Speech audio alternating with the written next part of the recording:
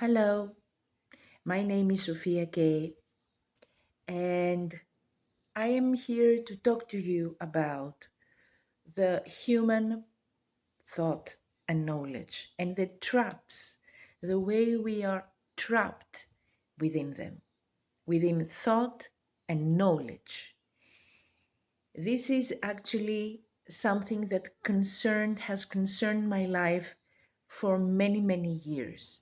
I have been I was troubled with that because I am a person who overthinks.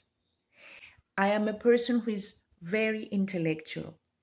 And I realized at some point that many people suffer from this.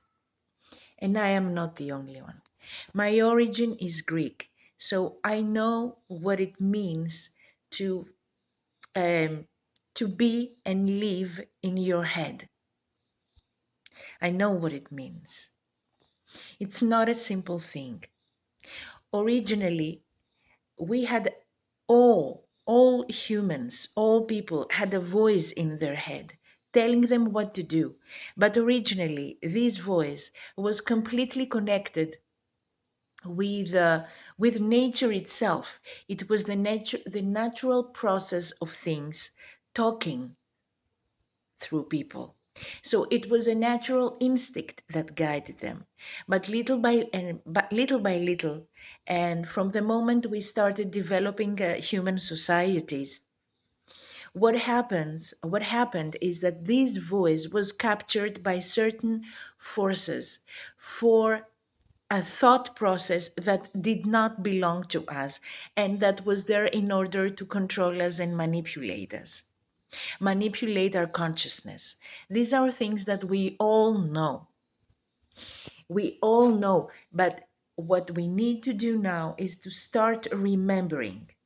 Human thought and knowledge are not not the real thinking process, are not the real knowledge. These are shadows of the thinking process. It's the sad shadow of thought that we are using. It's the shadow of knowledge.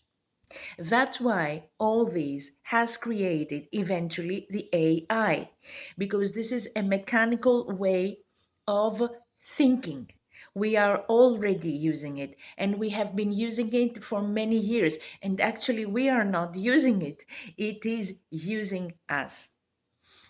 So I am in the process of rediscovering how we can step away and um, liberate ourselves from this terrible voice or even the voices that govern our thinking process, creating thoughts that are completely sick, ill, and do not lead anywhere and create cycles all over again.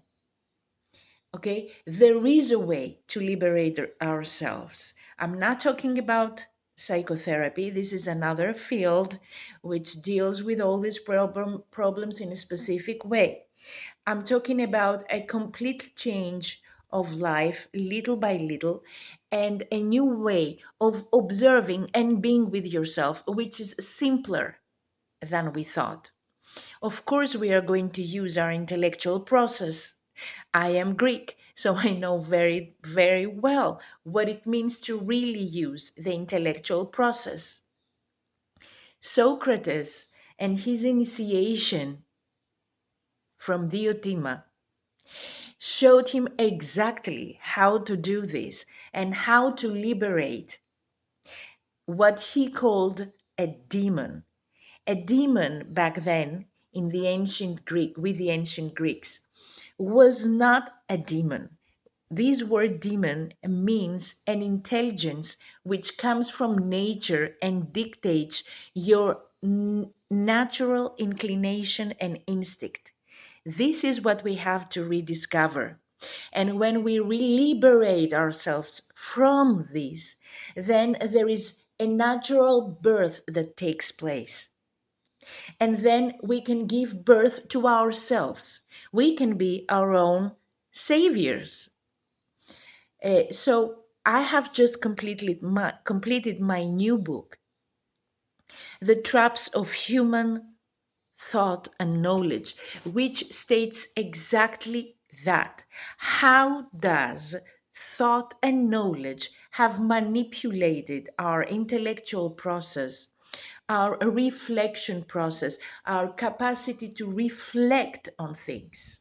It's a different thing to think about things. It's a different thing to think about things, and a completely different thing to reflect upon things. And this is what we are learning to do now, what we can learn to do.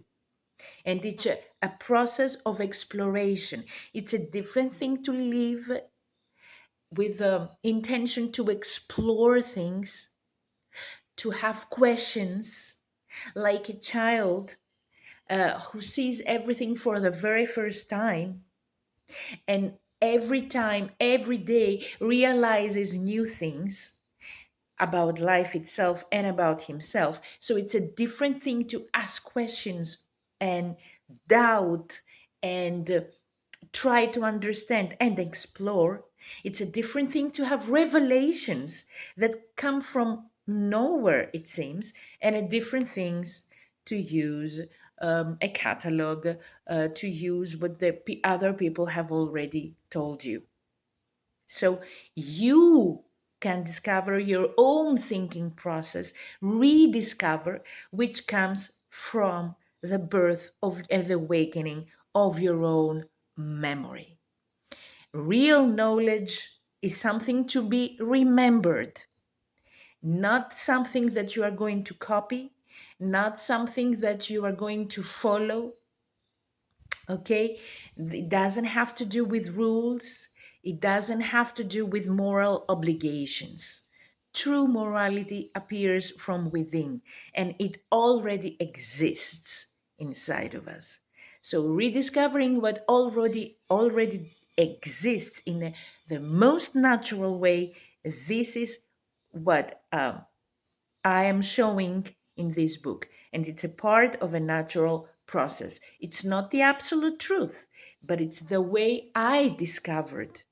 I discovered how to liberate myself from thought patterns and intelligences that were there to keep me stuck.